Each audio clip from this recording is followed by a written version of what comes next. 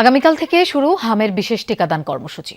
6 মাস থেকে 59 মাস বয়সী শিশুরা এই টিকা পাবে। কেউ আগে টিকা পেয়ে থাকলেও ক্যাম্পেইনে টিকা নিতে পারবে। দুপুরে স্বাস্থ্য মন্ত্রণালয়ে সংবাদ সম্মেলনে এসব তথ্য জানিয়েছেন স্বাস্থ্যমন্ত্রী সরদার সাখাওয়াত হোসেন।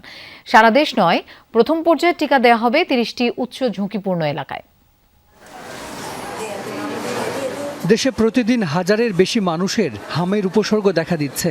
19 দিনে মারা গেছেন প্রায় 100 জন।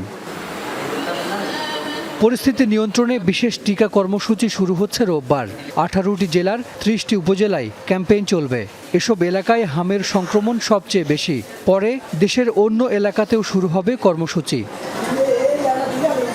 হামের টিকা দেয়া হয় 9 মাস বয়সে। পরিস্থিতি বিবেচনায় টিকা নেয়ার বয়স কমল 3 মাস। এখন থেকে 6 মাস বয়স পরেই দেয়া যাবে এই টিকা। এই 30টা উপজেলা শুরু করা মানে আমাদের কার্যক্রম শেষ না।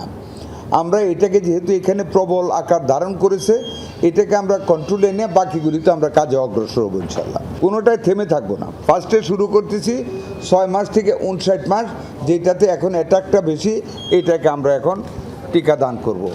স্বাস্থ্যমন্ত্রী জানান, অসুস্থ শিশুকে হামের টিকা দেয়া হবে না, তবে হামে আক্রান্ত শিশুদের খাওয়ানো হবে ভিটামিন এ ক্যাপসুল।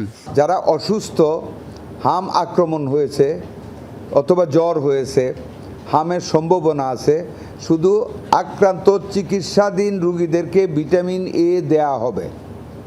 যাদেরকে এর বাইরে অসুস্থ না কিন্তু আমরা টিকা দিচ্ছি, তাদেরকে ভিটামিন এ দেয়া হবে না। সংবাদ সম্মেলনে জানানো হয়, হামে আক্রান্ত 82 ভাগের বয়স 6 মাস থেকে 59 মাসের মধ্যে। আমরা কিন্তু আপ্রাণ চেষ্টা করতেছি, ডেথ রেট কমিয়ে আসছে ইনশাল্লাহ। এখন ভ্যাকসিনেশনে চলে যাচ্ছে, আশা করি আমরা ফুল কন্ট্রোলে নিয়ে নিব। হাসান মিসবাহ, যমুনা নিউজ, ঢাকা।